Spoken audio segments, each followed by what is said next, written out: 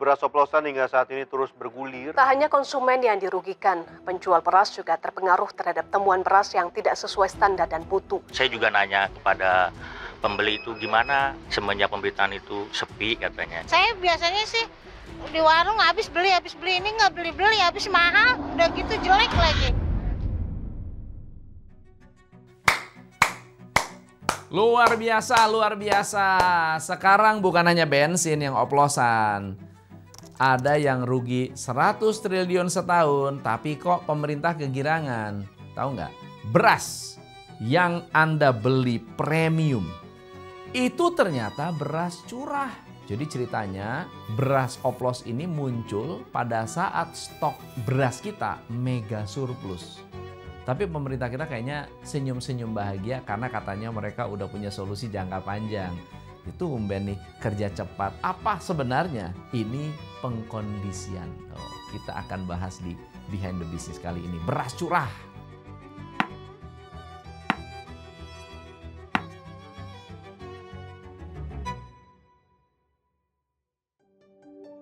Mungkin salah satu hal yang bisa kita banggakan karena di Indonesia kita tinggal di sebuah negara maritim yang juga agraris. Artinya kita punya aneka ragam sumber daya alam. Yang kita tahu kalau kita mengolah bisa jadi nilai ekonomi yang luar biasa, menggiurkan. Apa contohnya? Banyaklah. Yang paling sederhana dan banyak orang pahami adalah beras. Emang seberharga itu beras? Emang nilai ekonominya gede? Nah, kita bedah.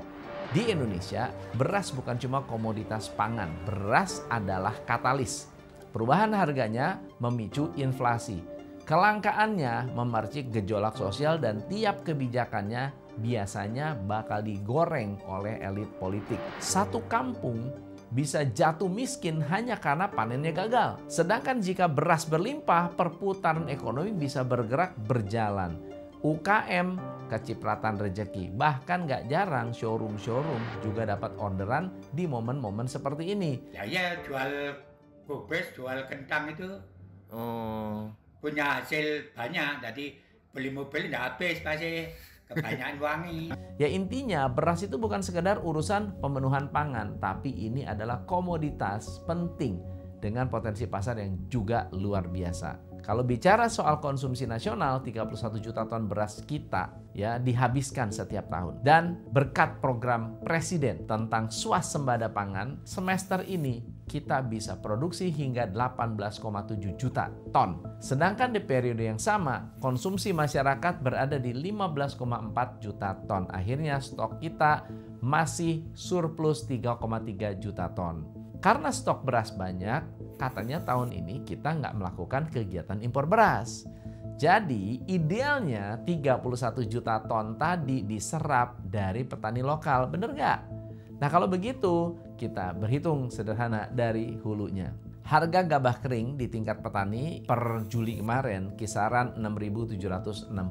Kalau 31 juta ton tadi dikalikan angka itu, maka di tingkat pengolahan gabah aja sudah ada perputaran ekonomi hampir 210 triliun. Ditambah dengan proses produksi dan distribusi sampai beras itu tiba di minimarket dan rumah-rumah warga, saya yakin perputaran uangnya bisa 2-3 kali lipat. Nah artinya ekosistem beras ini mampu menghimpun lebih dari 500 triliun per tahun.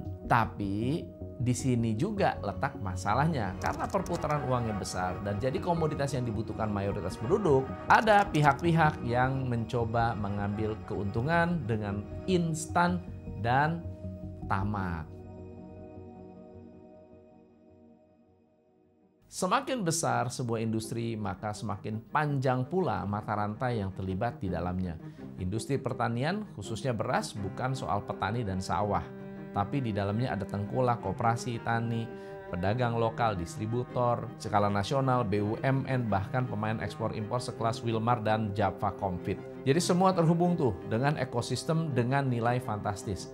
Aneh bin ajaibnya saat stok beras jadi yang terbanyak sejak 57 tahun yang lalu, para stakeholder rukun dalam menentukan arah kebijakan malah terbongkar mega skandal yang bikin kita ngelus dada, yaitu beras premium yang selama ini kita beli dengan berdarah-darah, penuh perjuangan dan harganya mahal, ternyata adalah beras curah.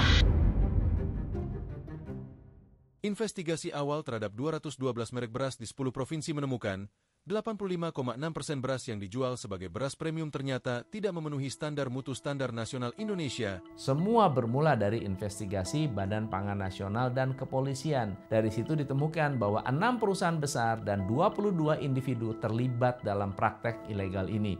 Modusnya nyaris seragam. Beras medium atau bahkan curah di-repack ulang dengan logo premium. Harganya premium pula, lebih dari 15.000 per kilogram. Padahal kualitas aslinya cuma setara beras biasa. Yang itu loh, yang ada di pasar-pasar, warung Madura mungkin 12.000, 13.000-an per kilo. Nah, nggak cuma oplos dan repack, temuan ini juga jadi bukti manipulasi lain seperti korupsi isi kemasan. Misalnya, kita beli beras nih, di situ tulisannya 5 kilo. Dikorupsi beberapa gram. Kalau satu produk doang yang mungkin nggak kerasa.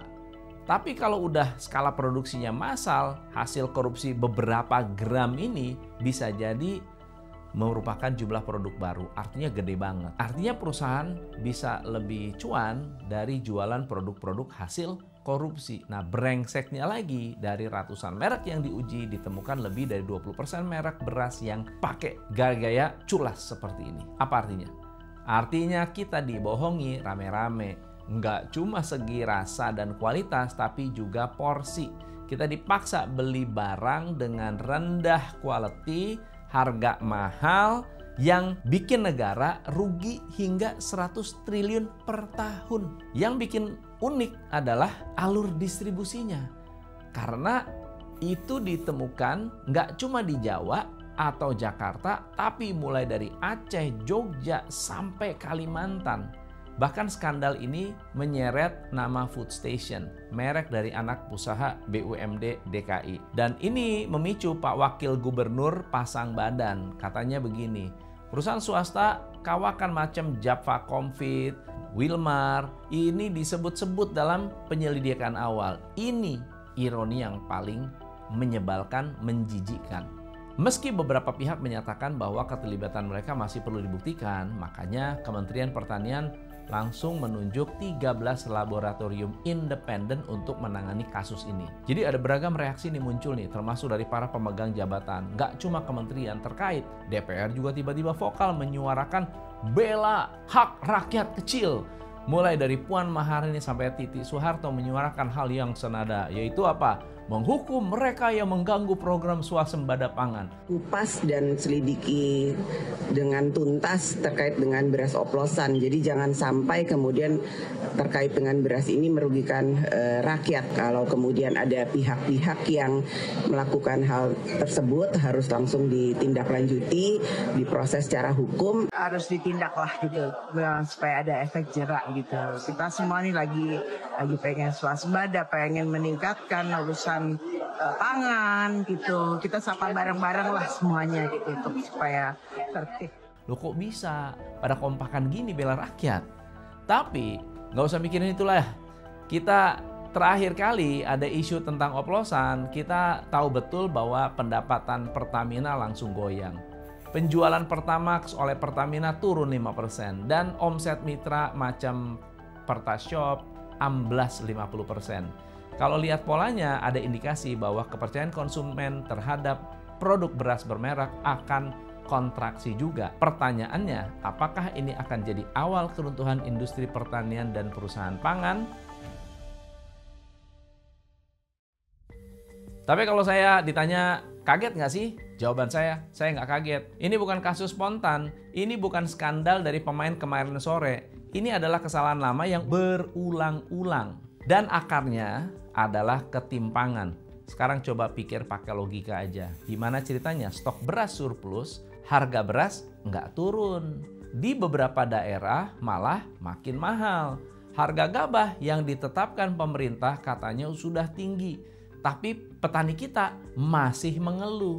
Sementara beras premium di pasar dibanderol di atas 15.000. Ada gap 8.000 antara harga gabah dengan harga jual beras. Udah pasti jadi undangan bagi siapapun yang mau ngejar kekayaan instan. Apalagi inflasi bikin kos produksi dan operasional meroket. Produksi jadi lebih mahal karena pupuk dan bibit naik harganya. Iklim berubah, bikin kualitas padi jadi susah diprediksi. Perang harga dari kompetitor makin bikin pusing. Semua bertolak belakang dengan tuntutan petinggi yang minta profitabilitas tinggi. Kalau nggak bisa, ya mereka terancam efisiensi dan merumahkan banyak orang. Dilema ini menuntut perusahaan cari jawaban. Nah, kebetulan mereka sadar bahwa alur produksi padi ini panjang dan banyak celah. Ya udahlah, sikat aja. Akhirnya terjadilah kong kali kong. Dengan pihak-pihak penggilingan sampai gudang, berasnya dicampur dengan beras premium dan tanpa dosa mereka mengemas itu jadi logo premium. Apesnya kita jadi korban. Di rantai pasok kita yang panjang itu banyak lubang-lubang di mana akhirnya bisa terjadi ketidakpatuhan yang tadi itu. Jadi memang perlu pengawasan yang lebih mendetail lagi atau setidaknya ada satgas lagi yang baru memang khusus untuk memantau distribusi ini. Nah, setelah itu pola ini sudah menahun, ditemukan beras oplosan 10 provinsi, jadi indikasi mutlak bahwa dosa besar ini adalah kegagalan sistemik. Kegagalan yang belum bisa diperbaiki dan sistem ini terlalu kompleks untuk diawasi hanya oleh kementerian atau 1-2 instansi. Apalagi hanya diawasi dari pusat pemerintahan. Emang siapa yang kontrol daerah? Siapa yang cukup berani menertibkan jaringan dalam jaringan yang selama ini jadi tulang punggung distribusi pangan nasional? Bahkan perusahaan sekaliber Wilmar dan Japfa dituduh terlibat dan bermain api. Mereka menukar integritas yang dibangun puluhan tahun demi margin tambahan dalam 1-2 kuartal. Mereka pikir, ya ini resiko jangka pendek yang sebanding dengan keuntungannya. Padahal kenyataannya kepercayaan publik sangat sensitif, bisa terjadi cancel culture yang kalau sudah hilang mereka akan mati untuk selama-lamanya. Dan lucunya mereka bukan cuma menghancurkan reputasi sendiri, dengan ini mereka justru membuka pintu selebar-lebarnya untuk pemain lain masuk dan ini bikin pemerintah kita tersenyum bahagia. Kalian nggak sih kalau kasus beras oplosan ini naik ke media beriringan dengan launchingnya Koperasi Desa Merah Putih? Apakah itu? Ya sederhananya ini adalah program mulia dari Pak Presiden berbasis desa yang tujuannya mensejahterakan rakyat. Kalau berjalan ya sesuai rencana 80 ribuan koperasi akan jalan bareng dalam proyek ini. Terus apa hubungannya? Nah, sama kayak koperasi pada umumnya, koperasi ini katanya bakal jual sembako, LPG, bahkan produk atau alat peternakan seperti pupuk. Dan setelah saya coba baca lebih banyak, Koperasi Desa Merah Putih memang dirancang jadi titik distribusi pangan murah. Kabarnya mereka akan jualan beras medium dengan range harga 12.500 sampai 13.500. Bahkan stok yang mereka siapkan adalah 1,3 juta ton. Hampir setengah dari surplus beras yang sudah kita punya. Masalahnya, kasus beras premium yang dioplos massal pasti mempengaruhi kondisi pasar. Dampaknya jadi kontraksi. Tapi inilah jalan menuju skena retail distribusi beras bagi koperasi desa tadi. Nah sekarang, sebagian konsumen yang ragu mungkin terbersit ya untuk ganti ke beras non-premium. Kok barangnya sama kok, mendingan beli aja beras yang non-premium. Nah jadi, ini kebetulan dalam tanda kutip ya, momentumnya justru jadi legitimasi untuk pihak pemerintah. Soal oplos-oplos tentu harus ditindak tegas. Kita membangun infrastruktur yang permanen apa koperasi desa. Sehingga nanti kalau ada bantuan, ada SPHP bisa masuk ke, selain ke pos bisa masuk ke Kopdes. Nanti Kopdes itu kan ada di tiap desa. In this economy, selisih 2.000-3.000 perak bisa bikin orang berubah pikiran. Yang dulu setia dengan produk A, tiba-tiba selingkuh ke kompetitor perkara harga lebih murah. Dan adanya gap margin antara beras premium dan medium ini udah jelas jadi game changer di lapangan. Apalagi kasus oplosan diintervensi negara berbalut konspirasi. Ya we never know lah. Tapi ada pola yang cukup familiar di sana. Yang pasti ya fenomena ini, momen-momen ini bikin banyak pelaku swasta nangis sekenceng-kencengnya. Beras oplosan jadi musuh bersama. Tapi jangan lupa, setiap krisis butuh pahlawan baru. Gimana menurut teman-teman? Keduanya punya hubungan gak sih? Tolong bahas di komen menurut Anda bagaimana. Saya Tom MC Ifle, salam pencerahan. Hanya di Top Coach Indonesia.